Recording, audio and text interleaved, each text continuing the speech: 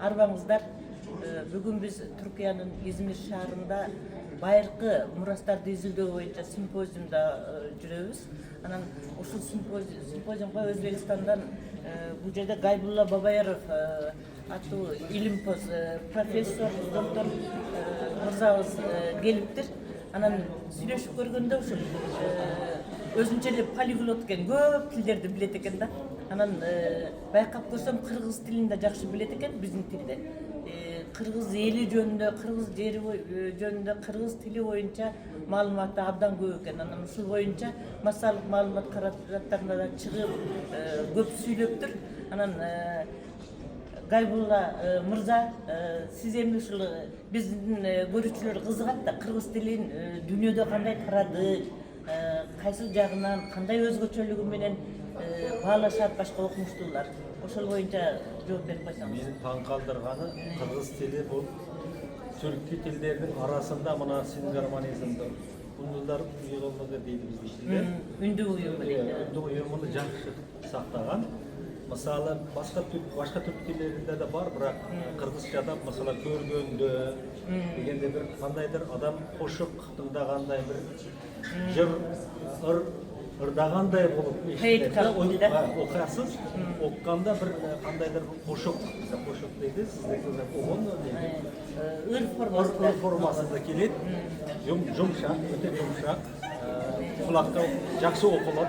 Жагымдуу, Жагымдуу, өтө жагымдуу. Эми мисалы кийин башка жактан карасаңыз, эски ажерки байыркы түркчө сөздөрдү өтө жакшы сактаган. Мисалы Диван Лугат Түрк Махмуд Кашкаридин китабын окусак да, ондан башка эски түрк жазууларды, Оркут, Инасай жазбаларын окуганыңызда кыргызчанын көп сөздөрү жакшы сактаганын көрөбүз. Сиз андан жакшы билет экенсиз.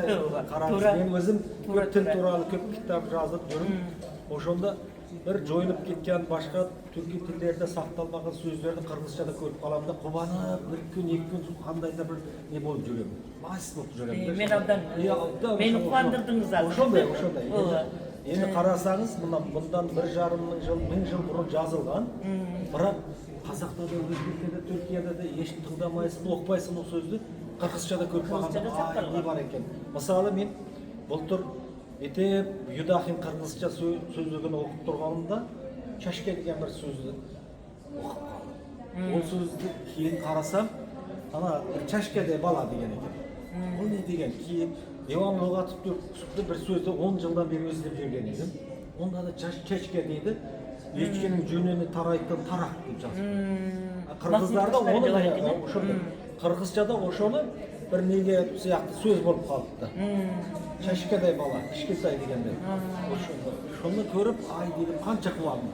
10 жыл издеген сөзүңүздү анада Хакаста да, Тувада да, Чувашта, Татарда көрмөй, таба алмай, кыргызчада таба алгандай, кандай бир жоголган затымды, жүрөгүнө затымды таап алгандай болуп калдым. Ошондой жактары бар. Рахмат, сиз башка жакта караңыз. Кашкарыны абдан мындай казып изилдеп турсуз. Ошондой Махмуд Кашкариди өтө көп окуйм. Ошондо Кыргызстанга бардык бир 2 жыл мурун. Ана Талаш жактан кирип, ана деген жер бар. Сусамыр деген. Сусамыр. Ошо тоғыр Сусамырда биз коомдаш камаз ичип, ошо жерде бүкүл Түркия алеминин несин көз алдыма кетип бүйтүп айттым. Швейцарияга бармаңыздар. Ана жерге барсаңыз жап-жашыл болуп атасыздарбы? Бирок ол Кыргызстандагы кымызды кайдан табасың Швейцарияда, коордакты кайдан табасың? Келсең бәрің ошо жерге кел деп айттым. Мен өзүм YouTube'да каналдарда көп сүйлөшөм, Кыргызстан тууралуу, кыргыз эл тууралуу көп сүйлөгөм. Ошондо көп айттым Сусамырды. Кийин ана Атбашы, Нарын баары жерге бардым. Кочкордон кай жерден өткөндө ана топонимди көрүп каласың да, Атбашы деп жазып кой, Кочкор деп жазып кой, Кашкарыда Кожоңар башы деп жазылган, Сүткөл жүздөгөн сөздөр кыргызда сакталган, тагы жер аттан сакталган.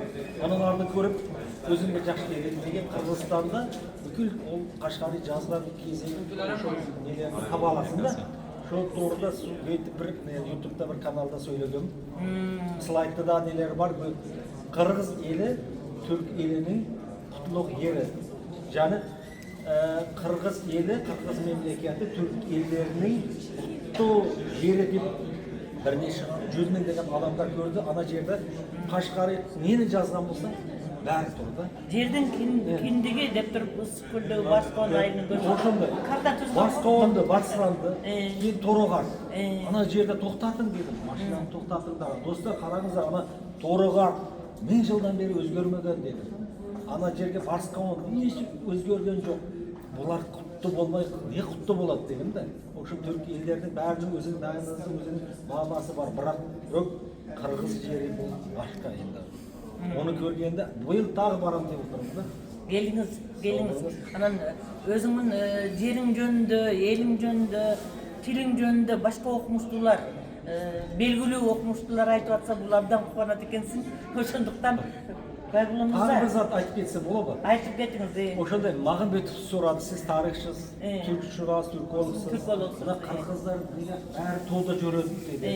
Мен айттым, бұның себептері бар. Бір себебі дедім, олар Енисей бойында тұрғанда Алтай жақта, түнгі Сибирьда тұрған кезде жашыл, салқын жерлерде, сонын жерлерде тұрды.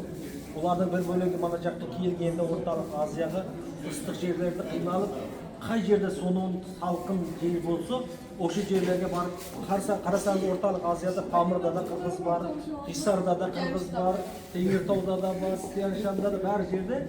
Шонда біздің Өзбекстанда Жизақ деген жер, Борбордық, Өзбекстанның Борбордық жері ортасында. Осы жерге де Заман қырғыздары бар, Бахман қырғыздары, толық етеген. Салқын, бір сонын жерлерде ана жерде қырғыз айылдары бар. Өзбектермен аралаш тұрып, оларды ойладым, ана Енисейді іздеген жеріні намында тапты ғой бұлар. Ташкенттің дөңгөрінде де қарасаңыз, Чатқалда да салқын бұлақтар бар жерлерде қырғыз айылдары бар да. Ол деген не? Осы бұлардың қырғыз елінің 1000 жылдар бері қалай табиғатты сүйген, жақшылықты, жашылды, толды, ақ қарды сүйген, сайды, бұлақты сүйген елді. Ошондан қай жерге барса олар тооларын іздеп барды.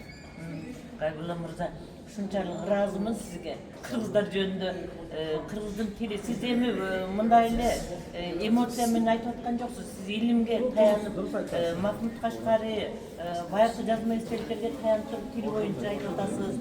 Анан кыргыз жеринин табиятын өз көзүңүз менен көрүп айтып атасыз.